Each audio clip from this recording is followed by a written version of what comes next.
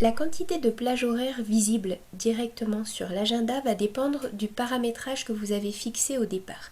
Ici, par exemple, j'ai expliqué que je souhaitais des durées de rendez-vous, une répartition de rendez-vous toutes les 15 minutes. Donc sur chaque créneau horaire ici, on va avoir la séparation entre 9h et 10h en 4 petites sections de 15 minutes. Dans ces cas-là, si je veux voir l'ensemble de mon agenda, je vais devoir faire glisser ici la barre d'outils sur le côté pour pouvoir voir l'ensemble de mon agenda. Si je décidais de paramétrer mon agenda différemment, je vais venir ici au niveau des paramètres, les paramètres généraux, et ici je vais spécifier que je veux travailler avec plutôt des plages horaires de 30 minutes. J'enregistre cette modification et effectivement, si je reviens cette fois dans mon agenda, dans chaque horaire, j'aurai des plages horaires prédéfinies de 30 minutes, ce qui me permet de voir l'ensemble de ma page directement, uniquement en ouvrant l'agenda. Donc tout dépendra des préférences que vous avez pour travailler.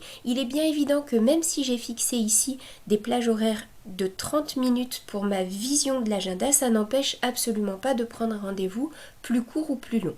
Par exemple ici, si je viens sur le rendez-vous de 11h30, je peux sélectionner un client, mettre un sujet, et rien ne m'empêche ici de modifier l'horaire, donc je vais pouvoir décider de mettre un rendez-vous de seulement 10 minutes, 20 minutes. Donc ici, je vais venir jusqu'à 11h50, j'aurai fixé un rendez-vous de 20 minutes, je vais l'enregistrer. Alors il faut savoir que plus les plages que vous aurez définies sont grandes, plus la visibilité de chacun des rendez-vous sera importante. Ici, comme j'ai décidé de voir toute la page sur un seul et même écran, les rendez-vous ressortent effectivement en plus petit. Donc dans ces cas-là, je peux me rendre sur le rendez-vous pour en voir le détail.